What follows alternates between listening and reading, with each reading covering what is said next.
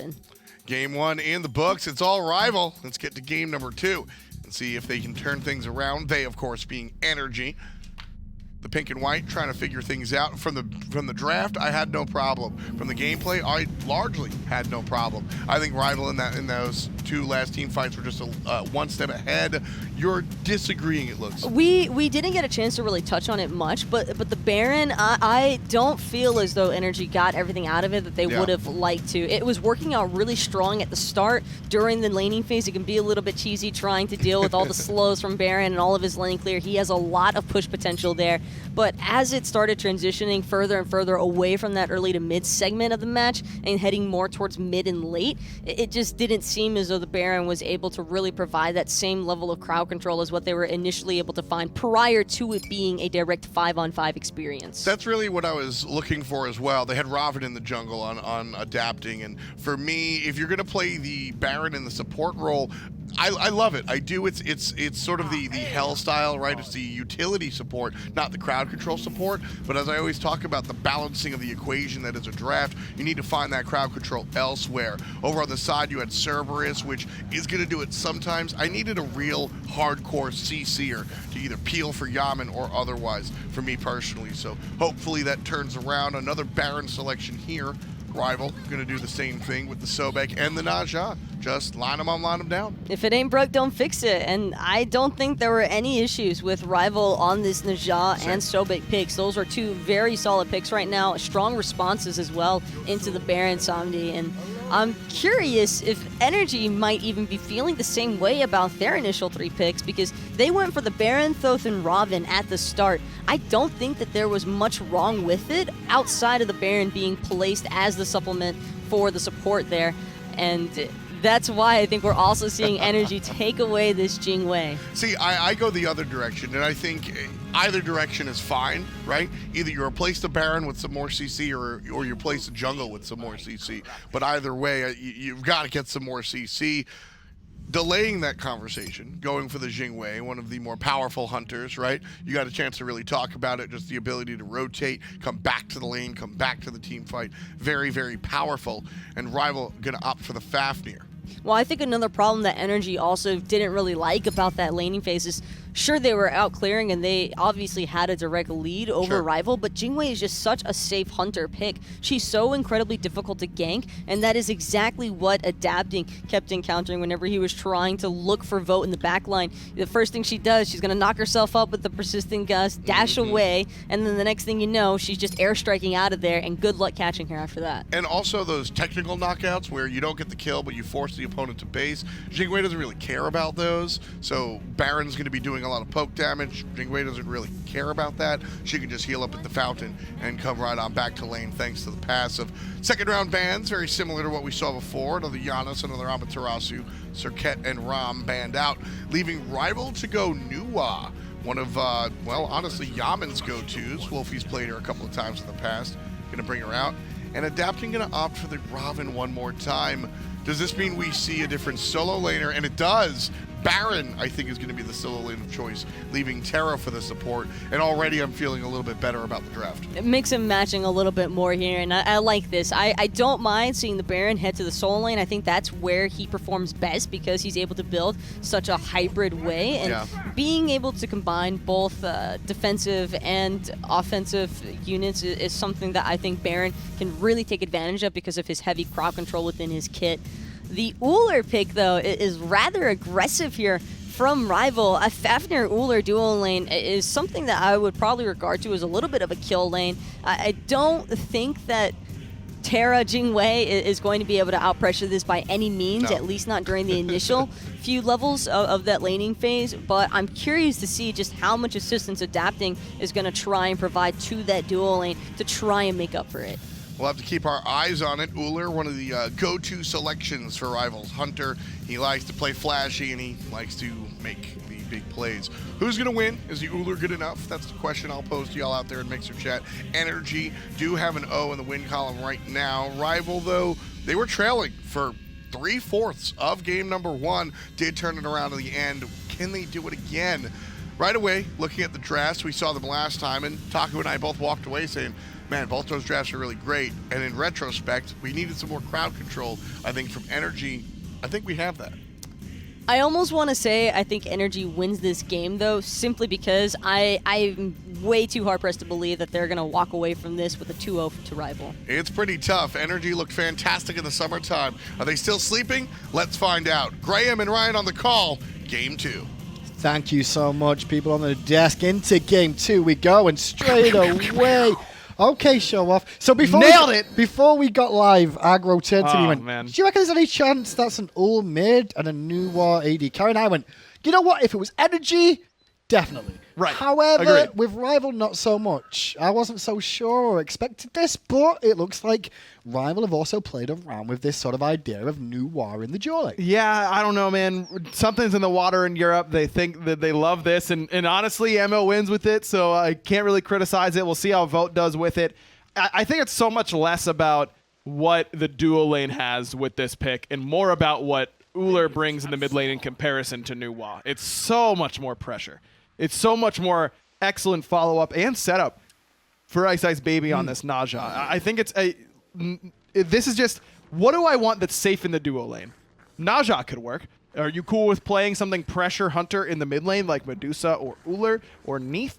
Yes? Okay, then let's go for it. The duo lane is going to be an interesting tale then with the new War and of course the Fafnir, but what I'm looking at is even maniaKK in the solo lane, who's playing the Baron this game, just to bring that home for you guys, has gone for the beads option because he realizes how much CC RivaL really have this game, and he is probably going to get focused. Yeah, I really like this idea here by maniaKK to get the beads and the Mage's Blessing, and we see Guardian's Blessing here for Deathwalker, and then something we didn't really get to talk about in the last game, but Warrior's Blessing received a nerf after the midseason patch, and a lot of solo laners aren't feeling it quite as much as they used to. Boots 2 in console, which I was like, why Boots 2 solo stuff? But as you said, Warrior's Blessing taking a nerf, but people are choosing other options. Exactly. So Deathwalker can go for Guardian's Blessing here. It won't be great in a matchup where you kind of want to be the aggressor at times to put at least a little bit of pressure.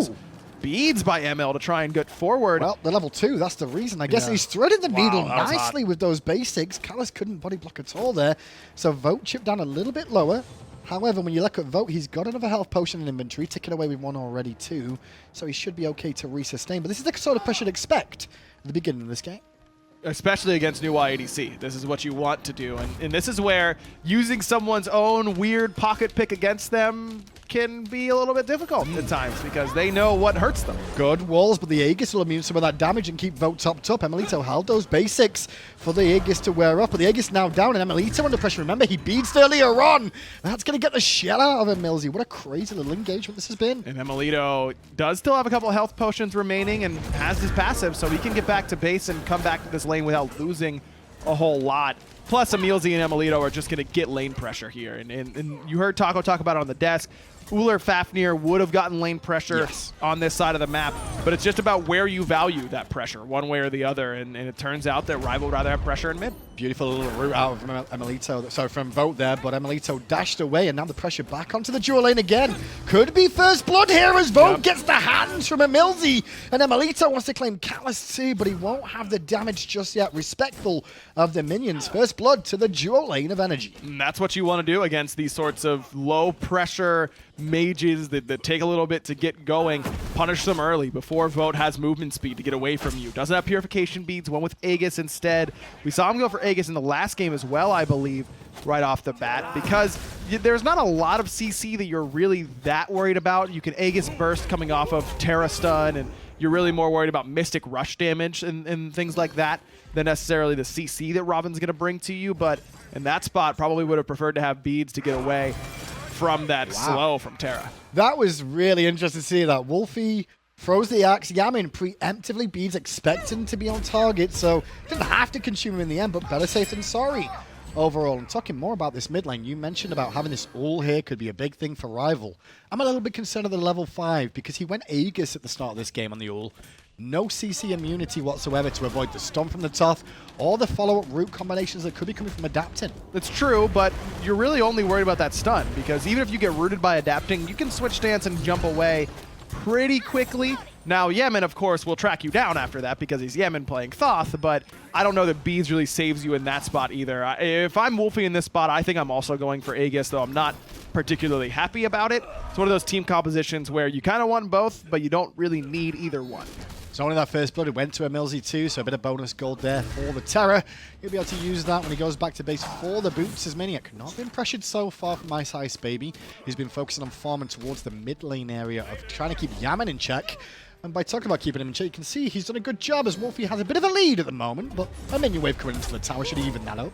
Yammyn didn't go for a blessing himself. We talked about Warrior's Blessing and the strange choices over in the solo lane. Yeah, mages are doing it too. Yammyn going for Boots 2 and Lost Artifact start. He did this last game as well. And this is a start that was kind of popularized by guys like Pretty Prime, and believe it was a European minor league player who got it started on Zeus as well, with Boots straight into Rod of Tahuti. But I am surprised that with the recent changes to Book of Thoth and how strong that is, that Yammyn isn't just starting with that Book 2, Book of Souls, and then going straight into Book of Thoth after that. And Yammyn didn't take Book of Thoth at all in that first game. However, we did see Wlfy do it on the Soul, but a little bit later in the build. Sort of an old school sort of way of looking at Book of Thoth, where you don't go for it straight away, but you stack it up a little bit later. iceicebaby could be able to trap adapting into an awkward spot here. Sash, though, didn't connect, but if it did, I think that could have been adapted in a very bit of hot water. Absolutely. That should have been a follow-up ultimate for sure, as Deathwalker uses his ultimate to force away maniaKK and set up Ice straight into the Windfire wheels. And he's pitched it up and he served it on a platter to pick up the kill. Deathwalker gets the credit for that too. And now they'll be able to steal away the blue buff on this right-hand side. RivaL evening up the scorecard. Nice little alley-oop there by Deathwalker and iceicebaby working together in tandem, and that's where that purification beads. maniaKK doesn't have the information to know that, oh, he's just plucking me to get me away from tower. This is going to be annoying, and I don't like this. And, oh, wait, I'm dead, because iceice was right there.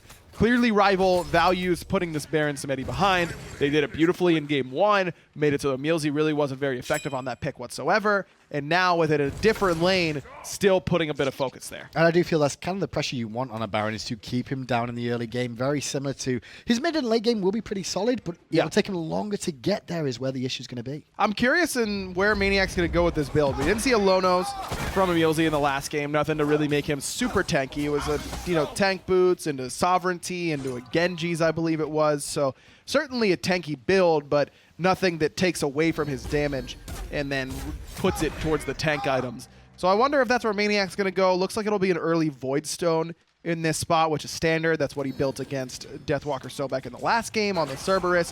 When you're magical against a magical in the solo lane, Voidstone's probably your best option. 2-level lead already for Deathwalker in this lane. Make that one, I should say, as maniaKK clears it up, but minions are actually in Deathwalker's favor for clear there, so he's definitely got almost a level and a half lead at the moment in this solo lane, and a lot of that is just down to farming in that one gank. This is where Deathwalker will have the most control, because eventually maniaKK, even though we talked about his damage being a little bit lower than most mages, eventually he's still a mage and he'll start one-shotting the wave pretty easily with that Death Gaze. So you wonder, is this the best opportunity for Deathwalker to play aggressive, adapting there to help out just in case he does. emilZy taking a bit of pressure in the mid lane from the axe from a Wlfy, but not enough to force him back, as we saw adapting rotates to the right. The other jungler, however, iceicebaby, stripping away the red, being cheeky in the enemy jungle, and emilitoo needs to be a little bit careful on that left. Luckily enough, RivaL aren't interested in investigating that left-hand side. Instead, return to the oracles, which had a bit of a change. You've seen them done a little bit more often now that they're a little bit squishier. A little bit squishier, still provide that excellent vision and certainly valuable for teams to take, but you're right, a little bit easier in the early game to strip that away. I love what iceice does. He goes to the right-hand side. That means adapting's over there to try and help out a little bit. So what do? Well, I'll go to the left now and make you catch up now that I'm taking away your red buff. It's iceicebaby's dictating where the junglers are. Not just himself, but where adapting is going as well. He did it in the first game, remember, where he tried to gank duo level 2, adapting forced to follow. And most of the time, if you're setting the pace, you're in a good spot. emilZy dashing forward here, looking for a bit more pressure. Won't really find it. It's all about these Ryan Harpies as the ultimate out from Vote very early on in the engagement. But it didn't really do much of anything, realistically. Still has his Aegis there, so I guess he was thinking RivaL might be initiated. Yes, that he was looking for where adapting was, I believe, because there aren't a lot of wards on that right-hand side, specifically high up. There is that one on bottom right where adapting may have walked in as soon as that fire shards went off by Vote, but it was just to make sure that Wlfy wasn't getting, put in a bad spot by adapting positioning. Pressure in mid lane looking towards Wlfy more than anybody else as he doesn't have any CC immunity. But a good axe from him and pressure backwards from RivaL forces NRG back. They did, however, get a Deathwalker teleport to mid lane. It's not doom and gloom because he's not losing anything on the right hand side, but knowing that teleport's on cooldown is a nice little window for NRG to look to abuse that. It is, but as you said, Deathwalker loses absolutely nothing for this, and so that's a really good, smart teleport by him as Emil dashes straight into the hammer. Good damage out of Vote, and Vote really wishing he had that ultimate back right now. Would it be enough? Yeah. Yeah, with a red buff, yes. Well, this is going to be enough to kill maniaKK as he lands down. The dunk damage is there, and that's one thing a lot of people underestimate, but Adapting may look to try and turn this around, realizing that there's two of them, only one of him and no minions in sight. He can't really look for that as red buff on the left-hand side, contested again by RivaL, but NRG will secure it. But a brilliant outplay and a phenomenal calculation by Kalas to stun EmilZy right where red buff was going to die, so that EmilZy would have to pick it up even though he didn't want it. What a play. Is that where you were going with that? What a player. Because he stunned EmilZy on the buff, you think it was a good play? Okay, I agree. I'm mostly trolling. It was kind of serendipitous. It was. I mean, it worked out beneficial. Cool. Yeah. If Terra gets a kill now, however, that's a terrible play. Then EmilZy was actually Trolling. 3,000 IQ, already knew that Kalas was going to do it, and didn't want to have Yammyn complain to him that he picked up the red buff. Hey man, I nothing I could do. He stunned me on it. So many mind games. I know. Intellectual players could come out in this one. Only one game down so far today. We've got 3 sets overall to bring you. As EmilZy now taking on Wlfy, and Wlfy eating a lot more poke than he would like. Reminder, no beads equals that sort of pressure. The Aegis there for Wlfy is basically just like, I'm going to die at this moment. I'm going to try to avoid the Final Judgment. Final Judgment, immune button, and Mystic Rush. Those are the 2 reasons you see it. Also can be used if you can be really, really quick on the trigger. If you get hit by that Earth and Fury and you know that those stones are about to pop off, that's a worthwhile damage to Aegis away because it's the actual hit that's popping the stone and that Terra. Look at this pressure on the right hand side. Though, as now we tune in towards a Gold Fury. Vote under a bit of pressure here. EmilZy pops the ultimate early on. Vote has his ultimate available, had Aegis available, but has no life to use either of those. Walls down will make Kalas use his ultimate defensively. A bit more poke damage out there from Yammyn too, and Kalas stuck around, a bit too overconfident. Adapting though, taken to the sky. Damage mitigation only stopped that first hit. Deathwalker waiting a big 359. Finds the kill for RivaL solo. It's really just been Deathwalker and iceicebaby who have had all the pressure so far this game. The rest of the map has really belonged to NRG so far. Really has. maniaKK had a hard time trying to get himself defensive on this right-hand side. His Tier 1 tower does stand, however, and NRG looking to pick up some scraps here on the right-hand side, surprisingly enough, with this Pyromancer. They got the kill against him on adapting as Vote did respawn, but nice little window there of NRG just cheekily taking that away from RivaL. And this is how you do it. When you have one lane that's not doing quite as well, that's losing a little bit, has been focused very heavily. It's not like maniaKK's just been playing like an idiot. He's been the clear focus of RivaL to set him behind. What do? Pressure the other side of the map. Take fights on the other side of the map. There's no reason to fight an uphill battle where you have a lane that's losing, where instead you can win an even or even a slightly advantaged battle on the other side of the map and then use that to transition it over to the right side. Well done. And when you look at what NRG's done here, if you actually look at the level difference between all the players, you can see that clearly NRG own things in the duo lane, but mid, jungle, solo are in favor of RivaL at this moment in time.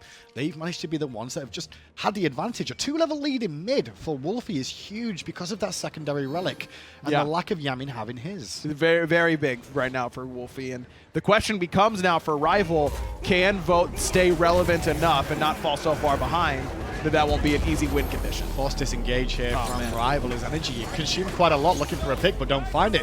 Kalas jumps into a danger field as maniaKK makes the rotation. Life of the party's here. You're not having any fun now, are you, son? He goes down as maniaKK hands the kill off to adapting as it was, well, all NRG that got aggressive and RivaL tried to turn it. Really good tech, though, there, showed off by RivaL, where if you're Fafnir and you're getting hit by Life of the Party, a transformation of either kind, even turning back into the human form from the dragon, will stop that from happening. Vote's Aegis buys him enough time to get away from adapting, then nicely used that Aegis, to be honest, as the Mystic Rush was consumed. Wlfy was on the rotation, still is, as emilitoo was busy taking the tower. 2-on-2 on this left-hand side. Good axe there by Wlfy, gets the beads from emilitoo. Hail of Arrows is a little bit off the mark because of the dash from emilitoo, but good job there by Wlfy. Love the fact that emilZy was there and around and RivaL didn't give chase, but he got a hell of a lot of damage onto Vote there just to keep him in check. He's working on a Warlock staff at the moment. emilZy's juke boot's going to be good though. He's got support from adapting, but iceicebaby's round the corner. Ice here and has that ultimate adapting. Has his beads up though, so should be pretty safe if he's ready for it. Remember, you can actually immune Naja ultimate even without a sash. You have to be very quick, but it's possible with the beats. Gold Fury started up now by RivaL because of the pressure they developed on this left-hand side. Only chipped away it for a moment as emilZy comes in to check it. But emilitoo and adapting very low on mana is also a big talking point here. As in comes iceicebaby and the damage out from Deathwalker. Yeah, solo Beck still does a lot of damage. In case anyone forgot, right? Yeah, 590 for a fully charged Sobek ult. He is ahead. He's got a level lead, 4 levels up over adapting. Also, to mention as well for you guys at home that, you know, Ravana's assassin now, so not as tanky as he once was as a warrior. maniaKK gets out of the danger zone as Yammyn cleans up Wlfy. iceicebaby on the backside though was trying to take out emilitoo, still alive. And Iceice now dueling with Yammyn, and Yammyn not really liking this trade whatsoever. Deathwalker, however, though, has got emilZy in his sights, and Vote should be able to pick it up. Good crit there by iceicebaby in the right spot, as now we'll chase down emilitoo, make sure he doesn't get a free back off, but RivaL's going to earn this Gold Fury in this spot. Great fight by Deathwalker again, just unanswerable in his frontline presence right now because Yammyn doesn't have any pen yet, just the pen boots and his passive. No pen in the build for emilitoo. So who's gonna kill the Sobek? Too difficult to do. And normally you would see these solo Guardians just chill in lane. You know, oh, I want to wait until I'm level 18, level 19.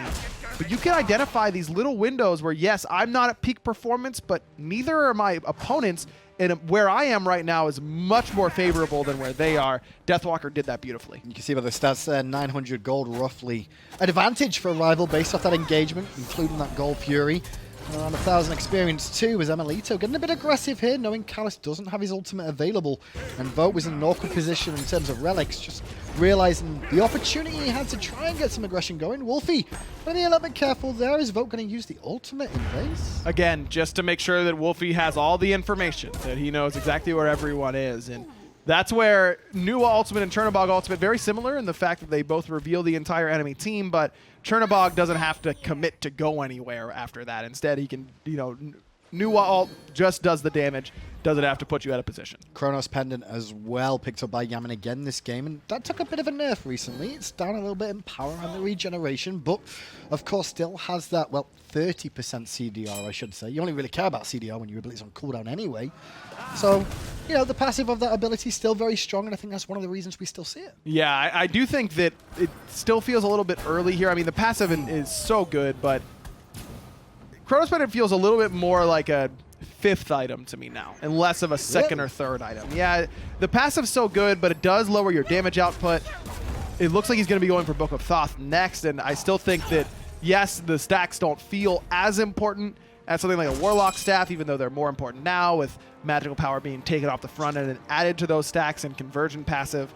But I still think that a 2nd item or a 1st item book is a little bit better than 2nd item Chronos Pendant. iceicebaby going back to the same build we saw in game 1 with that Shield of Regrowth and Winged Blade probably on the way too. Obviously, make sure he's not going to be slow very often in any stretch of the imagination. My man wants to go fast all the time, especially when he presses too, because that's when he'll get that Shield of Regrowth proc. And Shield of Regrowth's always been kind of like a fun little mini item kind of for Naja, but it gives you CDR, it gives you health, it makes you a lot tankier, and then you have that movement speed passive. It's pretty good. Pyromancer getting very low here. Energy looking to take it and will do so. Deathwalker goes to the plug, but immune by adapting, and the poke pressure onto Deathwalker's lowering him down. However, RivaL confident in this chase. We're looking to pressure a bit more as Vote open these things up. They could go towards tier 1. Oh, I'm a little surprised they don't go fire. Yeah, Yammyn, emilZy, emilitoo all use their ultimates, and you knew that they were backing in that spot. It's risky, but I think you get at least a kill onto emilZy or maniaKK. We'll say if our option must go towards this tier 1, but it's taking a long time to chip down as Energy are back in force to try and slow this down. No minions available anymore, and RivaL not happy about continuing on this. iceicebaby around at the red buff adapting. Should be able to spot this out, but not in time to defend it. Not in time. That's what I was waiting to see who got it, and indeed it was iceicebaby. And it's so quick that what sort of punishment options does adapting really have. A little bit easier to catch him, but still not enough. Into the aggression goes emilitoo again. iceicebaby ulting defensively to get away, and then SPL Energy just walking away, quite happy with the result there for the time being to relieve the pressure on this left-hand side. I'm looking at emilZy's build here, and he's very focused on himself. Obviously, Lotus Crown is the subject to that, but no Sovereignty, no Thebes, no Heartward Amulet. A lot of those things have been nerfed a few times in terms of the auras given and making them a little bit less attractive to some supports now. I agree with you, but if I'm Yammyn, I'm still like, yo, dude, where's my song? You mind if you get a Sovereignty so that I don't get half health to buy one Ullr 3? It's noticeable. Yammyn took a lot of poke from Vote and Wlfy on that tier 1 tower defense, and I think a large part of it is because of the lack of auras here from emilZy. It makes emilZy an awful lot tankier. But Lotus Crown, bro. Lotus Crown certainly helps, and I'm happy to see Lotus Crown when I've got a Terra on my team. But I do think that you can play this way, and obviously, you know, me and a lot of other players will say, oh, you know, where are the auras? But if NRG plays a different style than what you're used to seeing, if emilZy is a little bit more towards the back line with adapting and letting maniaKK try and do some peeling by use of his root and the heal off Consigned Spirit, that might be better. Oh, Wlfy ate a lot of poke there. Aegis is early on, still eats the final judgment, and emilZy looking to chase in. And emilitoo threads the needle that crit to take his life. Callus now on the run, has his ultimate available if required, as adapting cuts off the exchange towards the mid lane, forcing them down to the right-hand side. RivaL do a good job of getting out of the danger for now, but they still lost Wlfy. They did, and this is where that Ullr pick, it's so good at getting pressure in the mid lane. I mean, he got a big level lead, yada, yada, yada. But eventually you start to feel that pressure as an Ullr player. Like, I need to start, I need to really take advantage and make plays now, because it's getting to the point where Thoth is just going to do more than me. He's got a stun too, and won't put him, you know, doesn't need to be quite as close a lot of the time. It's harder to make plays as the Ullr as the game goes on, and Wlfy is in a bad spot because of it. Callus eating a bit of poke damage there, but he's still okay for now, trying to hold on to that ultimate as now NRG using the advantage of Wlfy being in base, going for this Gold Fury. Callus forced to transform. The aggression could be back on again as maniaKK sustains up his team, gets the Gold Fury. NRG closed the gap a hair. Good zone there by maniaKK, and not really far ahead in levels. In fact, he's even with Wlfy. He's down to Ice and Vote, but it's still just enough, that threat of him there, to make sure that Gold Fury goes down. But really, it all comes back to Wlfy getting picked in mid lane. Yeah. It just took a long time for NRG to find the window, but they did, and it was at the Gold Fury. RivaL well aware of that one here. RivaL looking to close this out, though, in fairness, trying to take a 2-0 against NRG after what happened in summer. It'd be a good sign, and an interesting one for the league, in fairness, because everyone's touting, including myself, that NRG are the ones to be chased so far in this Pro League split. Yeah, I'll say, I mean, if you look that good during the most recent LAN, which was just a few weeks ago, you'd better be the favorite. And NRG certainly is. But the question is like, how much prep has NRG really done, Ryan? Because I'm looking at some of the builds and some interesting changes, decisions made from them. Seeing the Chronos Pendant so early, still Poison Star got a bit of a nerf, but granted, still good on Jing. Whereas RivaL a little bit unusual, or like experimenting with the item changes a little bit more so, I'd say here. Sure, the RivaL build's still a little bit more traditional, except for iceicebabies overall. I think everyone else, maybe the change to Guardian's Blessing in the solo lane for Deathwalker instead of Warriors, are a little bit different. I mean, NRG, you know, a lot of these guys did go over to Japan during their little downtime, but a lot of RivaL members went with them. iceicebaby was there in Japan with them, and I believe Vote was as well. So, you know, I think that there is some question there, but it's less about preparation to me and more about NRG's always been had a little bit of a tougher time adjusting quickly to meta changes, but once they have it, you're done. Like, you better hope that they don't get it by the time you have to play them at LAN or in a meaningful game, because if they have it, that you're almost assuredly losing. I think the only thing, if the meta changes drastically, NRG struggle. That's the big key. If it's a small adjustment, NRG are very generally okay to adapt, just like every other team. But if there's big swings, NRG are a little bit lackluster. Or they were previously in previous seasons. They've got emilZy and maniaKK now, though, so things may be different there. emilZy, one of the more well-known theory crafters and a very willing experimenter of some off-meta things, so I think that he does help them in that regard. That's why discussing that sovereignty thing, that emilZy's not going for sovereignty, is very interesting to me. Is emilZy ahead of the curve or behind it? He was behind it on Oracles once upon a time. He was. The Chalice. He was, the Chalice of the Oracle. He got a Heartward Amulet now, and that's as the damage from Vote is getting more and more relevant, as Deathwalker's damage is still relevant at this point. I think this is a fine spot to pick up Heartward Amulet. I think the ideal sort of curve, just because I'm a selfish mid lane player, would have been Sovereignty into Lotus Crown into the Heartward Amulet at this spot. Still missing the Sovereignty, but Wlfy's damage is becoming less and less relevant as the game goes on anyways, and with the amount of pen that he has, it wouldn't end up mattering. I mean, he would be doing true damage to you through Sov passive at this point. So if you're not getting Sov by now, it's probably not worth getting at all. Well, 6 of the kills so far for RivaL have come from the solo and jungle. They've combined nicely so far. Pyromancer started up here. No one far forward from RivaL yet looking for a pluck as in Deathwalker, because iceicebaby's hanging around this left-hand side. Battle of poke between the two. And a standoff around the Pyromancer. This is an interesting composition to try and match that poke. Is the good stun there by Kalas, but emilZy can't get plucked in that spot. Deathwalker took a lot of poke on the other side of that fight, though, at the same time. Life of the party being channeled on Deathwalker, but won't be pulling him through the lurking in the waters. maniaKK couldn't find it in time there before Deathwalker got his ultimate off in response. So it's a 2 for 2 in ultimates exchanged. This is the difference. The sustain is there for the whole team of NRG because of emilZy, whereas RivaL just has individual sustain. Nice little lags out from Wlfy, giving a damage check to emilZy, is adapting. Roots Deathwalker in place. Deathwalker getting relatively low here. Got to be a little bit careful about how much damage more he takes. Needs to resustain a little bit, as both teams still doing the dance. Love to see maniaKK pick up a Rod of Asclepius right after this High of the Urchin, because it would up his healing by so much. It would help the healing from maniaKK as well. Or, excuse me, from emilZy. I think that'd be a really, really smart pickup here for this Baron in the solo lane. We'll see if it actually does help him out as well, because there was a couple of changes to Rod of Sleepy as well, where it's only abilities that actually give you the sustain now too, but there's still plenty of abilities that are going to give, you know, that extra bit of power. That includes Monolith, right? Yes. So that's really what you're looking for there in that spot. But lifesteal and potions and things like that, where it used to be really, really good, you know, every little thing that you do that got healing was getting buffed by Rod of Asclepius, now only from those abilities. Pyromancer start up again then. Adapting is nearby, warded by NRG at the moment, so they know what's going on. But can they contest and will they commit for it? RivaL's going to get the Pyromancer, but this is where NRG shined at the LAN. It is. Adapting, though, getting focused down very quickly. Deathwalker's able to get him down, but Wlfy's jump is down, and he's in a bad spot until iceicebaby turns it around. Well, now he's going to fall down too. emilitoo out of the action. Yammyn used the final judgment and whiffed completely. emilZy, no abilities on the ground, means that he's going to get plucked into the sky and give him Vote. A double kill here, extends it to 10-6. And about a 3k lead just around that Pyromancer. And it goes back to what I was talking about last game, where NRG is at their best when adapting is the last one in.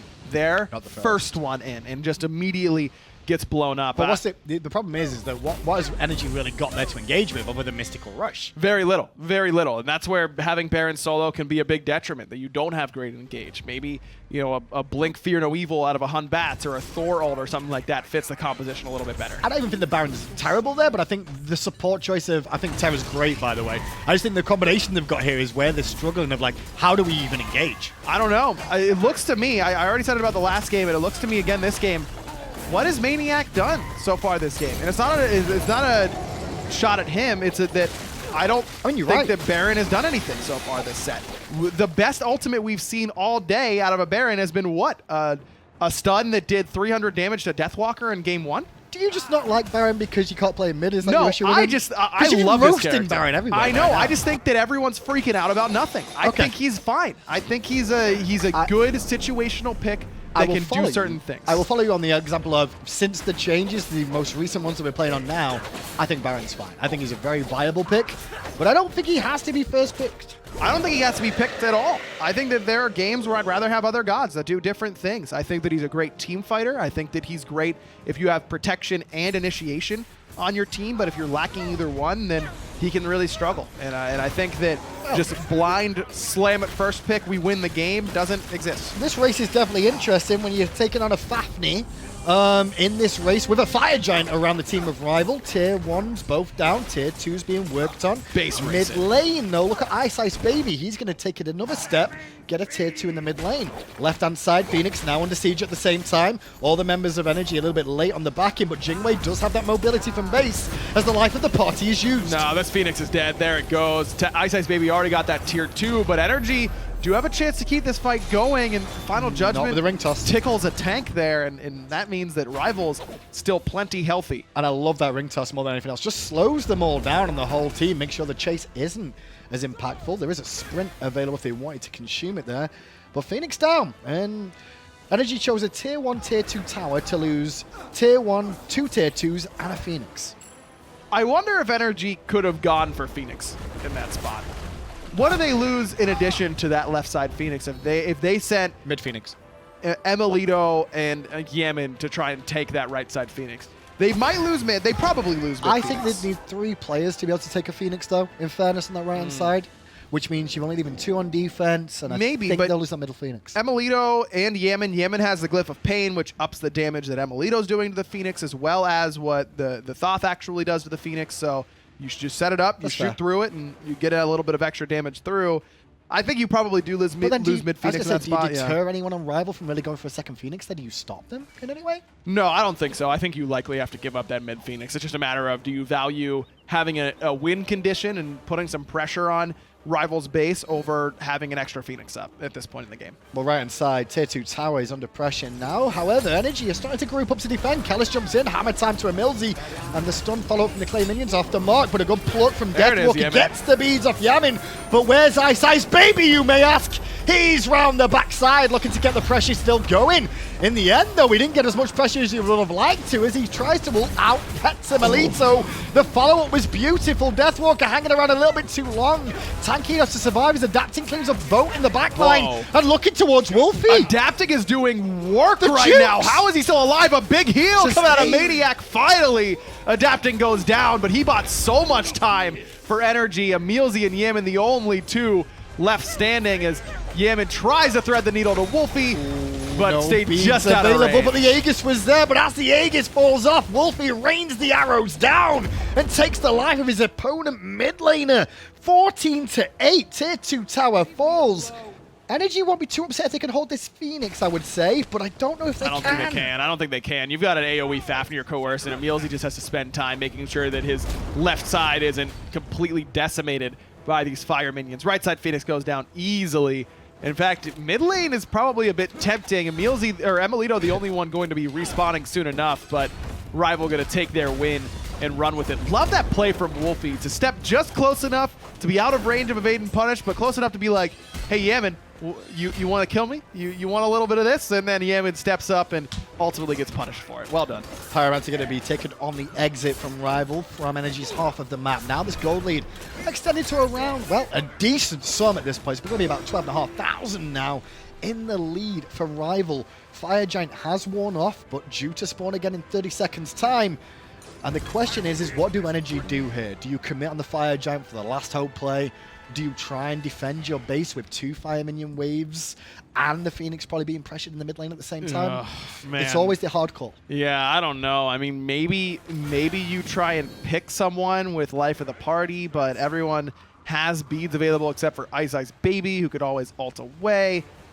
This is a really tough spot for NRG to be in. I think that your best opportunity is getting wards around your speed buff and then just sitting in that little alcove and hoping that a lone iceicebaby or VOD or Wlfy kind of stumbles in unaware while the rest of the team's in lane, and you can start off the fight as a 4v5. But that seems a little optimistic right now because RivaL does such a good job of grouping. So NRG are going to push out the left-hand side as hard as they can, allow their Phoenix to respawn there, and immediately head back to base again. I'll cancel that.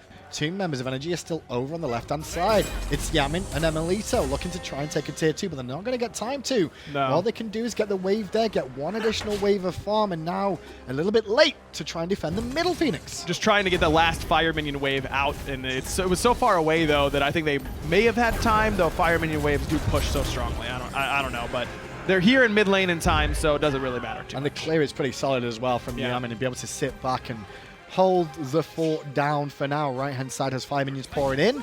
Left-hand side has been pushed out nicely. I believe there's still a fire minion wave coming down the left-hand side. However, for RivaL, it's just going to take a bit of time to get here. So it's all about the middle Phoenix as in goes Deathwalker. Yammyn used the Phoenix, so he didn't have to use the beads, though. And now Deathwalker is in a bad spot, adapting straight into the back line, but everyone's still healthy enough. This is a good defense from NRG, actually. They're going to rush RivaL back out of their own base. Votes the one under pressure in mid as Kellis jumps away. Clay minions come down. The shot's threaded from EmilZy. Kellis still alive for now. My. But the defense has been solid from NRG so far as the Mystic Rush or should I say the overhead kick will immune the sash out from iceicebaby.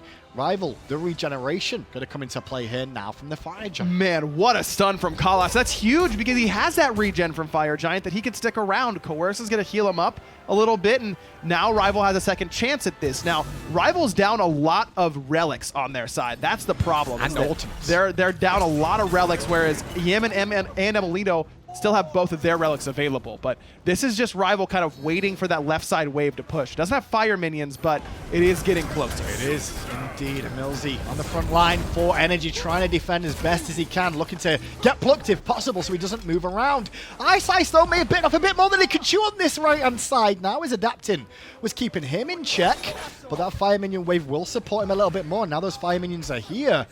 RivaL don't have a wave in mid lane, though. They don't, and it's going to be a little bit. And this is just RivaL keeping pressure on NRG. Okay, you did it once. You defended successfully. Now do it again. And this time, you've got to worry about a fire wave on your right Phoenix. And the left side is really getting close, too. That's another problem for NRG to deal with. But at the moment, it's all about the mid lane. Deathwalker is getting very low after using the lurk and the wards to tank it up. His carries couldn't really poke down that middle Phoenix, but it has allowed iceicebaby to get the right one again, which was weakened, and against fire minions too. So it's not doom and gloom from NRG or RivaL's point of view. RivaL still in a commanding position. Deathwalker's teleported back in and is plenty healthy. And look at this, looking for a pluck right away in the fog. emilitoo has a purification beads. Deathwalker already super low. Yammyn will get that kill, but iceice has a target up in the sky. EmilZy going to dash away, but the middle Phoenix has fallen. Right one did go down earlier on. Left one still under siege. Left-hand side adapting, though, gets sashed in place, but stays alive long enough to juke his way out of the danger and get some of his sustaining toe that kept him topped up. But the Titan is slowly being whittled down by minions now. Good defense by RivaL, but or by NRG rather, but RivaL's just able to stay alive by a slight sliver just about every time. Kalas did it before, which enabled the continued siege. There, Ice and Wlfy able to stay up and healthy enough to keep their lives, but iceice here steals away the speed and the absolute rage in Adapting's eyes as he tries to chase him down. You can't take his speed, man. I do love the fact what RivaL did there of going for the middle Phoenix, which was the only Phoenix that hadn't fallen yet. Yeah, they could have gone left-hand side, sure. But why not leave that for next time? Because now every Phoenix is in the same sort of vulnerable state if it respawns. Well, it's also that RivaL doesn't have that much risk involved, right? Even if they get decided in that spot, I don't think NRG can win the game because they'd have to go all the way up the right side. There's three towers up. That is a tanky Titan at this point in the game. And at that point, NRG wasn't even full build. I think emilitoo just now finished off the Titan's Bane. Yammyn still waiting on a Book of the Dead. Oh, a bit of a play between the two, and it's actually iceicebaby that's gonna get the win for himself there. Both claims to life, but it was Yammyn trying to bait iceicebaby. It wasn't to be the case. Wlfy's gonna fall though, 1 for 1. Wonder if Wlfy's jump was down, didn't use it. Airstrike up and available for emilitoo, and that will be used in order to get him away from danger. Good overhead kick there from Adapting, saves him from a lot of damage. Won't get away from the pluck. The bees were a little bit too late. Aegis has to be used to by Adapting to stay up. In goes EmilZy though to slow them all down. In goes iceicebaby to the backline, looking towards emilitoo, who's been left alone. EmilZy comes back, but too late to save his carry. Again, it's iceice and Deathwalker who sets it up for Team RivaL there. Vote hiding in the fog, just trying to skirt away. emilZy still on the chase. But there's going to be a lot of fire pressure on this Titan, and this should be a full deicide here for RivaL. Now the respawns, Yammyn will be up in 16 seconds, but the Fire Giants just spawned, and RivaL should definitely be looking to, I'd say, pick that up on the way. But they're heading down mid. I don't think you stop here. No reason go all the way in? Yeah, just go all the way in and end the game because you've got a fire wave coming to you, and it should only be one member and Yammyn there to defend. That fight is just won by iceicebaby and Deathwalker. iceice makes the just straight up one-on-one, mano-a-mano outplay on Yammyn, and then Deathwalker just absolutely decimates emilitoo on the backside because there was no help for NRG's ADC. The two that started off this game going well for RivaL end up basically ending it. Yammyn just trying to delay the minions coming in so they have to backdoor it, but Final Judgment comes through, doesn't do a whole lot. RivaL are gonna 2-0 NRG, and it may not sound surprising unless you realize how well NRG looked at the Summerland against RivaL. They did, and you know that RivaL really wanted to come back and be like, that was just a bad week for us. We're here to play, and we're gonna make you know. And Deathwalker is the guy, man. I mean, 8-2 that game? Sobek. maniaKK goes 0-5 in comparison. The new shiny toy of Baron Samedi. Oh, everyone's getting in that car, and then here comes Deathwalker plotting up in his little, 96 Accord and just runs you over with it, because tried and true still works on the Sobek. You guys at home, though, get to vote for who you think was MVP in that game. I think after Ryan's little bit there, you're guessing Sobek, maybe? I think it's Sobek, man. Ice as well. I think it's between those two, without a doubt. Control the right side so much. Left side was losing horribly. emilitoo and emilZy were really dominating vote, which is kind of what you expect when you're picking new ADC. Wlfy had a good game in the mid lane, but I don't think anything compares to what the right side did. If you're just tuning in for the first time, don't worry. It's not just 2 sets today. It's 3. All European all day. And we've still got some great matches coming up too. I know. I'm excited for the next one. Dignitas versus Mouse. That's gonna be huge, man. This is gonna really set the tone for Mouse's fall split. It's setting the tone for every single team in Europe, because Worlds is right around the corner. How are we looking at Worlds now, guys, on the desk? Because let's be honest, I mean, NRG didn't do as well as we expected. Absolutely not, Graham. Tom and Taco here to break things down for you, although after game number 2, might not need so much. Seemed to be cut and dry. Game number 1, a little bit closer, but at the end of it, 2-0 goes to RivaL. I actually really liked NRG's draft in that game, too. I think that the only thing surrounding it is that in both game 1 and 2, surprisingly enough, it felt like they didn't get anything that they were looking for out of the Baron. There were control at moments, but overall, I think that definitely ended up being a drawback for them in comparison to RivaL, who kind of just stuck a little bit more to the conventional. And I think that there's something to be said about letting iceicebaby have Najah 2 games in a row. Oh, yeah. The iceicebaby and the Deathwalker on the Sobek over there. I was talking a little bit about it with John Funch off screen. Iceicebaby on the Najah is something that he's been pulling off since day number 1, and Deathwalker on the Sobek also since day number 1.